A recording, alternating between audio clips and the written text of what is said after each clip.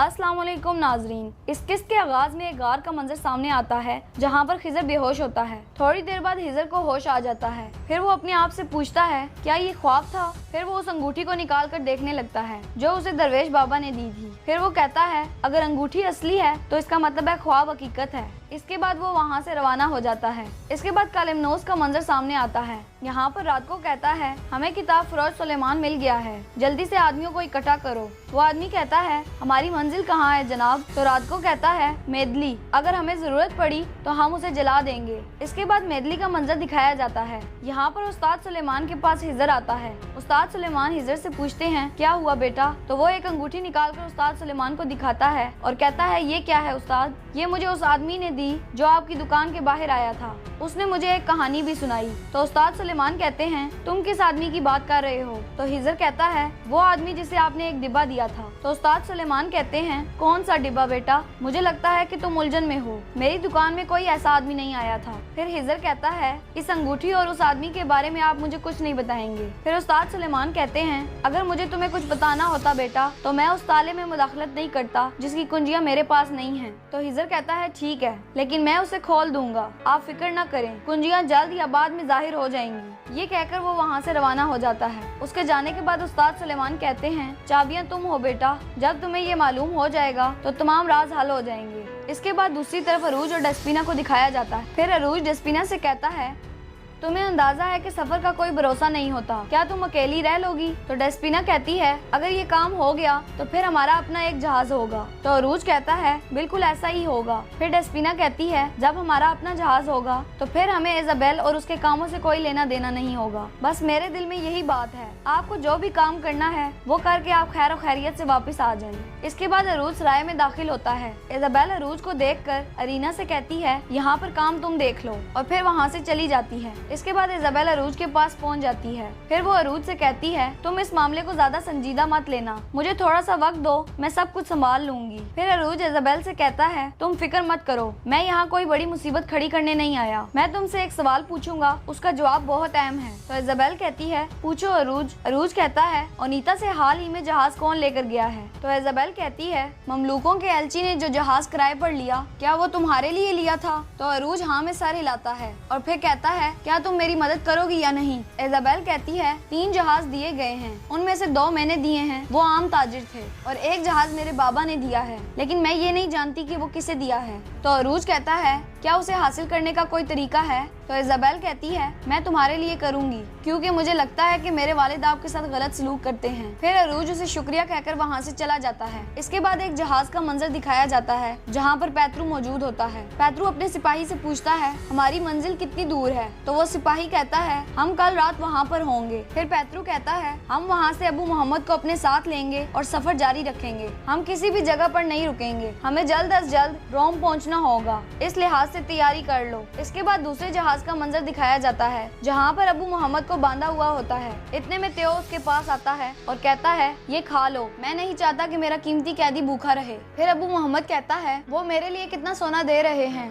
लेकिन वो आगे से कोई जवाब नहीं देता और वहाँ से चला जाता है। दूसरी तरफ इजाबेल अपने बाबा के कमरे में दाखिल होती है और कुछ तलाश करने लगती है। इतने में उसे एक खत मिल जाता है और वो उसे छुपा लेती है। थोड़ी ही देर में स्लीवियो अंदर दाखिल होता है और फिर अपनी बेटी से पूछता है क्या तुम कुछ तलाश कर रही हो। तो इजाबेल कहती है मेरे पास स्याही खत्म हो गई है बाबा, मैं देख रही थी कि यहाँ है या नहीं। इसके बाद वो स्याही लेकर वहाँ से चली जाती है। इसके बाद सुबह का वक्त हो जाता है। इजाबेल अरूज से कहती है जहाज एक आंखों वाले त्यो को दिया गया है, वो पैसों के लिए दूसरों की नौकरियाँ करता है, आपको उनके खिलाफ मोहतात रहने की जरूरत है। फिर इलियास कहता है अच्छा तो वो जालिम है। फिर इजाबेल कहती है खैरियत से लौट आना, तुम्हारा रास्ता आसान हो। ये कहकर वो वहाँ से चली जाती है। इसके बाद दूसरा मंजर दिखाया जाता है जहाँ पर जादुई लड़की दवा तैयार कर रही होती है। नाजरीन ये शख्स अनवान होता है, ये इसकी रूह को वापस लाने के लिए इस पर जादू करने लगती है। इसके बाद अरूज और इलियास को एक जहाज में दिखाया जाता है। अरूज इलियास से कहता है इजाबेल ने हमारे लिए बहुत बड़ी कुर्बानी दी है और जो भी हमारी मदद करता है हम उसे कभी अकेला नहीं छोड़ते। फिर इलियास अरूज से कहता है हम बहुत सुकून से जा रहे हैं, लेकिन ये एक आंख वाला त्यो वहाँ होना चाहिए। फिर अरूज यारीले को आवाज मारता है। यारीले खड़ा होकर उनके पास आ जाता है। फिर वो इससे कहते हैं तुम्हारे जिस्म पर कितने जख्म हैं। तो वो कहता है 34 जख्म है। फिर अरूज रईस कहते हैं अगर 35 हो गए तो। फिर वो कहता है तो ये मेरी जिंदगी का सबसे बेहतरीन जख्म होगा। इस तरह वो अपने आप को कट लगा लेता है। फिर अरूज रईस कहते हैं अब हमें हकीम के पास जाना चाहिए। इसके बाद मेदली का मंजर दिखाया जाता है। यहाँ पर इसाक नीकू से कहता है साहिल पर जाओ और ताज़ा मछली खरीद कर लाओ। हिजर भी वहाँ से जाने लगता है तो इसाक उसे कहता है रुको हिजर, मुझे तुमसे कुछ बात करनी है। फिर वो खिजर से कहते हैं योर्गो ने मुझे खुद बताया कि वो हमारे बाबा के बाद से हमारे खानदान के खिलाफ बुग़्ज़ रखता है, लिहाजा उसका वाहिद मसला अरूज नहीं था। फिर खिजर कहता है अब हम क्या करेंगे मेरे आगा, जब अरूज रईस को ये पता चलेगा तो वो क्या कहेंगे। तो इसाक कहता है मेरा भी खानदान था हिजर, मेरी भी औलाद थी, मगर अब कुछ नहीं बचा। इसके बाद ज़ैनब हमजा से पूछती है तुम थक गए हो क्या। तो हमजा कहता है मैं ठीक हूँ, मैं थका नहीं हूँ, चलें अब जल्दी से हम किताब वाले सुलेमान को ढूंढते हैं। फिर ज़ैनब कहती है पहले हमें इर्द गिर्द के लोगों से पूछना चाहिए कि सुलेमान भरोसे का आदमी है भी या नहीं।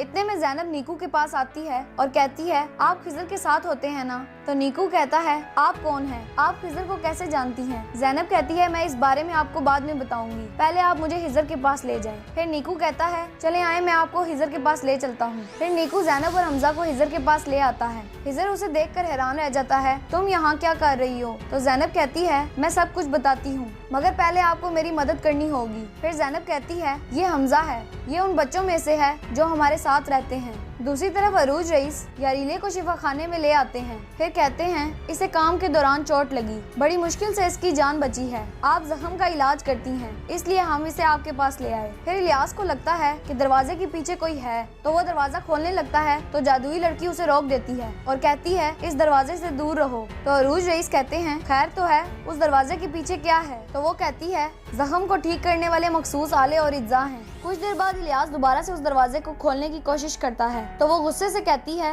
तुम लोग यहाँ पर किसी और मकसद के लिए आए हो, यहाँ से निकल जाओ। फिर अरूज रईस कहते हैं तुम जरूर कुछ न कुछ छुपा रही हो। दूसरी तरफ अंतोन को होश आने लगता है। इसके बाद उस आदमी को दिखाया जाता है जिसकी उंगलियां रात को अबू मोहम्मद ने काट दी थी। फिर वो कहता है मैं दर्द की वजह से रात भर नहीं सोया, पता नहीं इस बेवकूफ औरत ने दवाई में क्या डाल दिया था, अब इसीलिए मैं इसके पास दोबारा वापस आया हूँ। इसके बाद वो शिफाखाने का दरवाजा खोलता है तो अरूज रईस कहते हैं ये वही आदमी है जिसकी हमें तलाश थी इलियास। ये सुनकर वो आदमी वहाँ से भाग जाता है। इसके बाद लड़ाई शुरू हो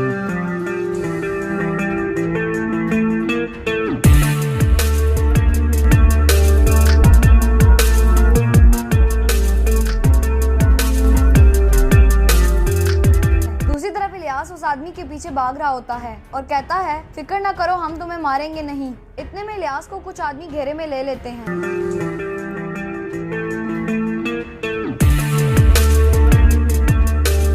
इलियास उन सबको मार देता है। लड़ाई के दौरान वो आदमी भाग जाता है और जहाज में बैठकर जाने लगता है तो अरूज उस पर पीछे से हमला कर देता है और फिर वो उस आदमी को पकड़ लेते हैं। फिर अरूज अपने आदमियों से कहता है जल्दी से इलियास को तलाश करो, फिर हम निकलेंगे यहाँ से। इसके बाद पैतरू के जहाज का मंजर दिखाया जाता है। पैतरू कुछ खाने लगता है तो उसे अपने बचपन का ख्याल आता है। इसके बाद वो खाने लगता है। दूसरी तरफ सिकंदरिया में रात का वक्त हो जाता है। इजाबेल वही खत निकाल कर देख रही होती है। इतने में स्लीवियो वहाँ पर पहुँच जाता है और इजाबेल से कहता है सब कुछ ठीक है बेटी। तो इजाबेल कहती है सब कुछ ठीक है बाबा। फिर स्लीवियो कहता है अरूज कहाँ है बेटा। फिर इजाबेल कहती है इन दिनों उसे कोई काम नहीं दिया इसलिए वो यहाँ नहीं है। इसके बाद स्लीवियो कहता है हम घर में मिलेंगे। ये कहकर वो वहाँ से चला जाता है। इसके बाद एक जहाज का मंजर दिखाया जाता है जहाँ पर अरूज रईस ने एक आदमी को उल्टा लटकाया होता है। वो आदमी कहता है मैंने आपको वो सब कुछ बताया जो मैं जानता था, अब मुझे नीचे उतार दें। फिर अरूज रईस अपने आदमी को इशारा करता है। फिर वो आदमी उसको नीचे उतारते हैं। फिर इलियास उस आदमी के करीब आकर कहता है हमने तुम्हें सुबह इसलिए लटकाया ताकि तुम हमें जवाब दो और शाम को इसलिए लटकाया ताकि तसल्ली हो जाए कि तुम सच बोल रहे हो। फिर वो आदमी कहता है जिसने हमें हुक्म दिया है हमने उसे कभी नहीं देखा, लेकिन इस दफा हमें हुक्म मिला था कि कैदी को उन लोगों में से किसी एक के हवाले करना है। इतने में अरूज का आदमी कहता है अबू मोहम्मद जरूर कोई अहम शख्स होगा। फिर अरूज कहता है लेकिन ये किसी को भी मालूम नहीं है कि उसे कौन ले गया। तो वो आदमी कहता है नहीं। फिर अरूज हरोजो से कहता है तुम्हारे पास कपड़े हैं ना। तो हरोजो कहता है बिल्कुल बाबर अरूज। इसके बाद दूसरा मंजर दिखाया जाता है जहाँ पर जाफर स्लीवियो के पास मौजूद होता है। स्लीवियो जाफर से कहता है क्या तुम उस अरूज से हमेशा के लिए जान नहीं छुड़वाना चाहते। तो जाफर कहता है बिल्कुल जनाब, ये मेरी सबसे बड़ी ख्वाहिश है। फिर स्लीवियो जाफर से कहता है अगर तुम तेजी से काम करते रहो तो अरूज तुम्हारे लिए कोई बड़ा मसला नहीं रहेगा। यहाँ पर इस किस्त का इख्तिताम हो जाता है। अगर आपको हमारी ये वीडियो पसंद आई है तो हमारे चैनल को सब्सक्राइब कर लें ताकि मजीद आने वाली वीडियोस आप तक पहुँचाई जा सके। शुक्रिया।